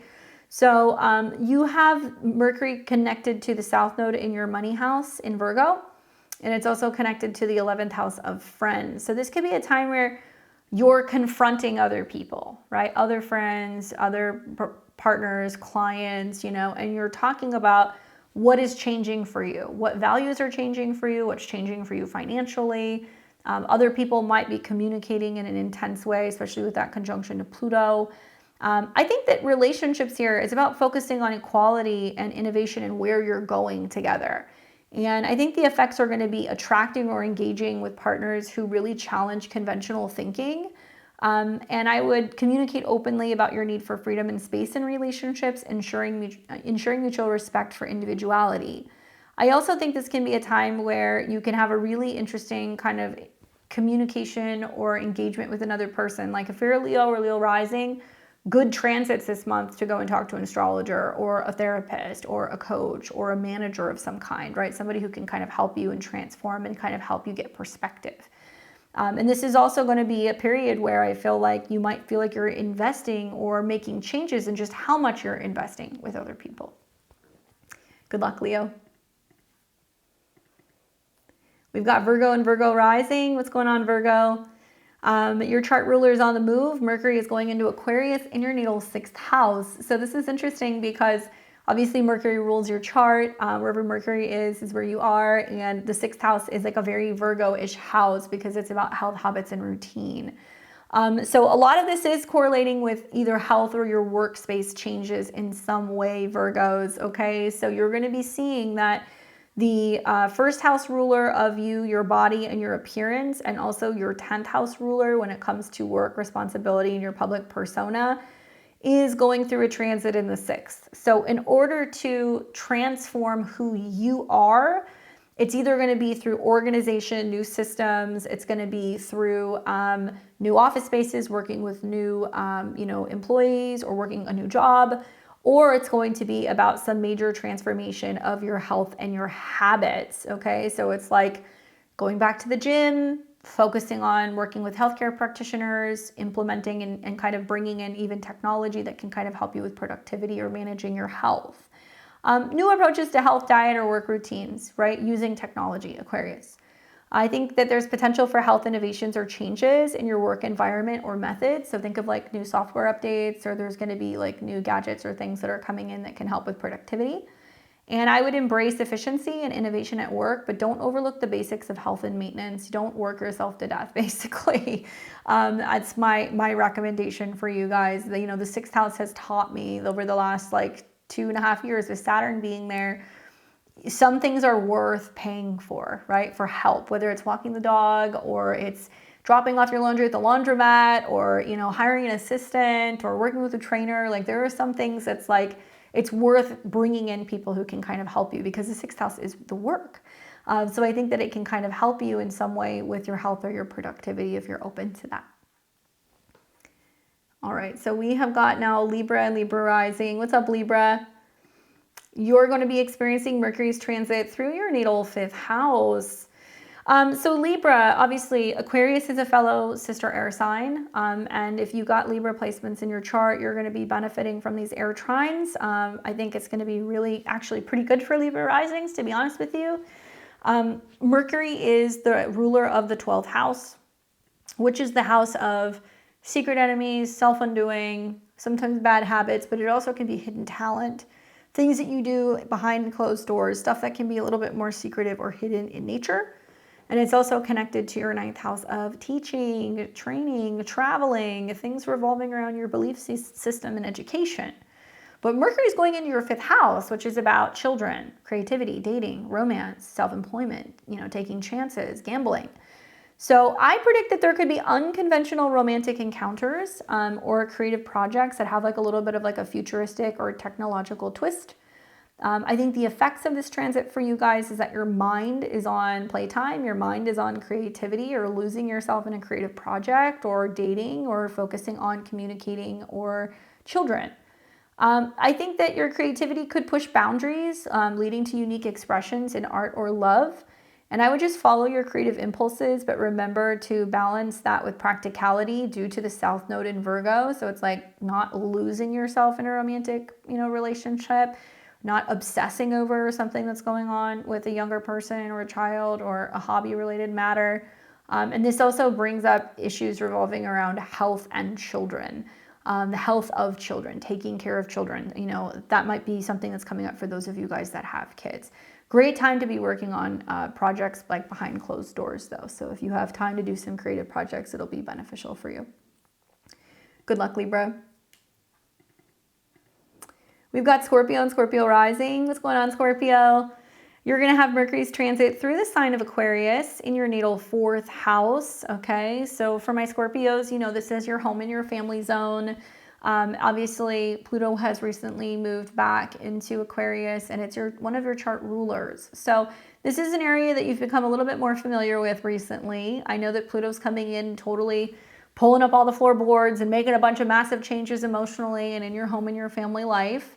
But this can be you that's making these changes, okay? So I think with like Mercury coming into conjunct with Pluto off the bat, that to me is very fascinating because that means that you could be hearing from friends from the past, friends coming to visit, connections with friends.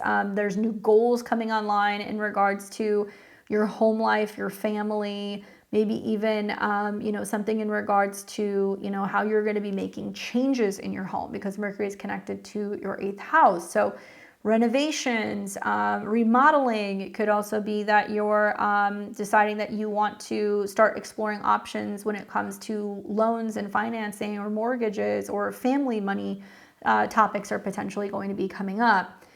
So I'm predicting changes and innovations in your home environment or family dynamics. I could also see discussions about future plans for home or family involving technology or new ways of living, especially like communal living or futuristic like upgrades.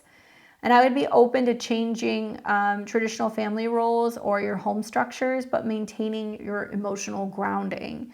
I think what else is interesting about this aspect is that your other chart ruler, Mars, has been in opposition to Pluto twice. Okay, so we saw it happen in right around the beginning of November, and then you saw it again also around the beginning of January. And so this kind of paints to a storyline for Scorpio that's like, what needs to change? You know, is it home or is it work? Is it going to be my career or is it going to be my family, or where I'm living and where I'm working?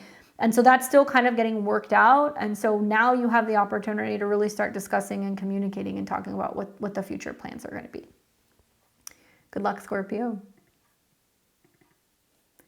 We've got Sag and Sag rising. You guys will experience Mercury's transit through Aquarius in your natal 3rd house. All right, Saggies, this is all about communication, cars, learning. This can be about gadgets, also contracts, your neighbors, as well as your siblings. This is what I call the junk drawer of astrology. It's a little bit of everything. So good news is that Mercury does very good in this house. I think that Mercury transiting the 3rd house can multitask. It's great for quick information, short trips, things like that. And Mercury obviously has an association with the South Node, which is going through your 10th house. So this could be about changes to your career, changes to working or responsibility, and your 7th house, which deals with relationships, partnerships, as well as clients and one-on-one relationships. So Mercury going through the 3rd house could be like having conversations with clients, talking to your partner about moving, you know, shifting something revolving around your responsibility, learning how to delegate tasks, stuff like that. Setting up websites, you know, making decisions about moving or movement or anything in regards to communication with siblings or relatives can be a theme here. I think you're going to see a surge in creative or unconventional thought, and also this is a good time to be engaging in thought-provoking discussions. The effects will be enhanced ability to communicate abstract or futuristic ideas, and I think it's also about learning something new or learning about unconventional kind of topics or subjects. And I would recommend networking actively, but ensure clarity and communication to avoid any misunderstandings. And I say that because Mercury will conjunct Pluto. So for Sag and Sag risings, this is a time where you want to be mindful of your communication style right off the bat. Are you letting fear get in the way? Are you afraid to make certain comments, to tell somebody what you need, to tell, you know, somebody that you need to renegotiate something, or that, you know, perhaps you need to make an announcement about work? You know, something like that can kind of be coming up, and it's like, it's about overcoming that fear and being like, no, I just got to, you know, tell them what's on my mind, or I just got to tell them what it is, to be able to kind of work through that. And, you know, throughout this transit, you will see Mercury come into a trine with Jupiter. So I'm predicting it's going to actually, like, if you have to travel, move, or deal with documents, either a sibling or a potential partner may help you in the process. Maybe you have a neighbor that helps you in the process of this, that can come in and kind of give you the necessary support that you need, so you don't have to be doing all of this stuff by yourself. Good luck, Sag. We've got Capricorn and Capricorn rising. What's going on, Capricorn? You guys are going to experience Mercury's transit through Aquarius in your natal 2nd house of money, resources, and personal values. Mercury is feeding off of the South Node in your 9th house, where you're kind of moving away from old beliefs and things revolving around foreign travel, higher education. And it's also connected to your 6th house of health and wellness and productivity. So when Mercury's in the 2nd house, your mind is on your money. There is definitely this focus on values and material goods. I'm predicting innovative ways to handle finances or new perspective on what you value might emerge in this transit. I also think that there could be sudden changes in how you earn money and a reevaluation of possessions. And I would recommend maybe investing in education or technology that could benefit you long term. Just avoid impulsive spending habits or decisions, because Mercury will come into conjunction with Pluto. But to be honest with you, this is looking like between the new moon and Mercury's transit, it's setting up and giving you an opportunity to really increase something about your financial life. And some of the trines that you're going to be seeing to Jupiter is going to be good also for those of you guys looking to have better health, or increase your work hours, or find a new job, or find a second job.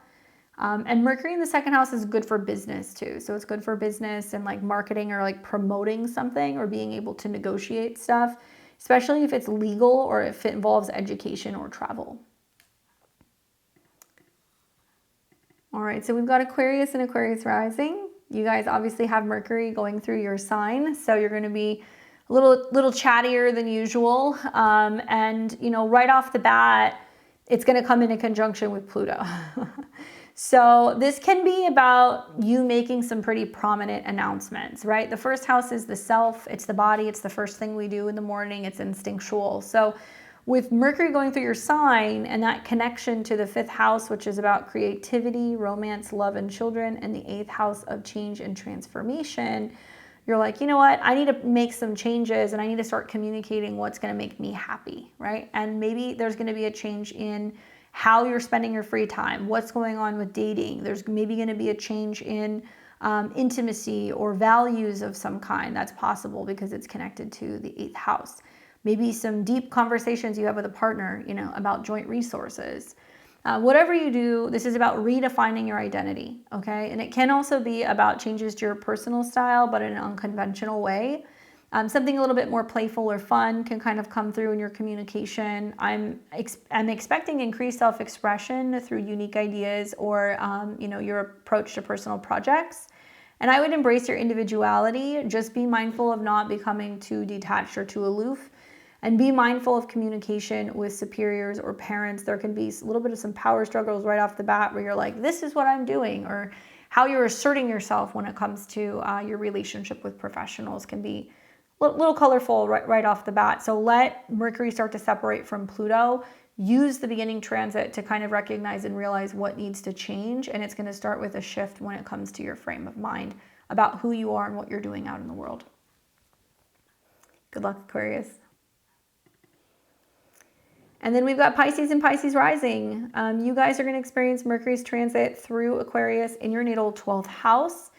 Obviously, for you guys, this is a house that you're kind of familiar with. It's got a Pisces vibe. It's very much about the subconscious. It's about what happens in our dreams, what's going on, you know, when we're resting and recuperating. It's about taking a step back from the world. This can also be about endings, okay? So Mercury is playing off the South Node in Virgo, which is currently going through your 7th house of relationships, and it's also playing off of your 4th house, Gemini, which deals with home and family. So something can be coming to a natural conclusion, completion, on a family matter, on a property or real estate matter. Maybe you're saying, hey, I know I'm going to be moving, you know, or I'm getting ready to, you know, close on a house. Also, there can be some changes going on with relationships. You can feel like somebody is kind of isolating you a little bit, or not as communicative with you, or they're, you know, not reaching out as much, or they're not telling you what's going on, and you might feel like you're a little bit in the dark.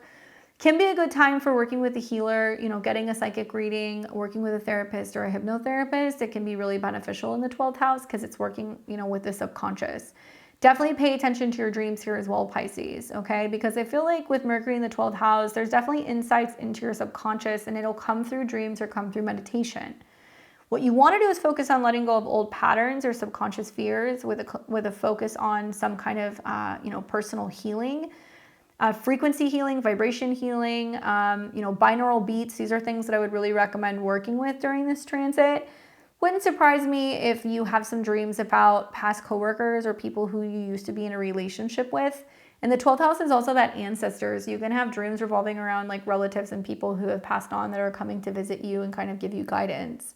Just use this time for introspection, but also this is about kind of connecting to the bigger picture, right? Like you can have your alone time, but this is about kind of connecting to the collective and feeling like you're able to have a better relationship with groups of people, even if it's like not in your immediate vicinity. It might be like online groups or people who might be international.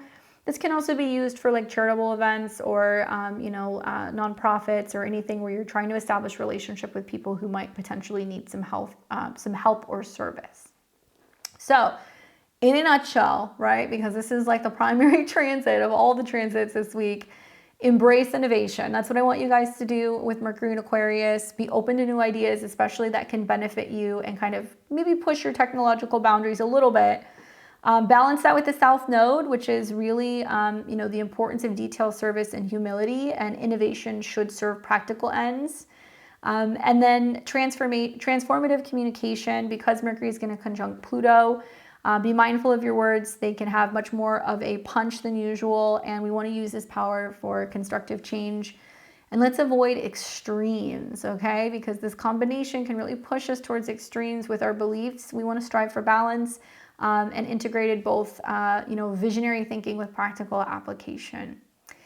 Hope it's helpful for you guys. I can't wait to see what happens this next week with so many of these transits. I will be back here obviously on Tuesday and Thursday, and we're going to be doing live tarot readings on Friday. So if you guys want to join me on Friday, 6 o'clock p.m. Central Time, I'll post the link in my community tab. You guys can check that out. Thank you so much for your likes, your comments, your shares, and for subscribing to the channel. Any interaction with the channel obviously helps it grow. So make sure you give me those thumbs up and let me know what is happening throughout the week. I'll come back and see what you guys have to say. For more on me and my work, check out the links below in the description at beyondtheveiltarot.com. I'll catch you guys all back here on Tuesday. Until then, enjoy the rest of your Sunday, and I will see you all very soon. Take care.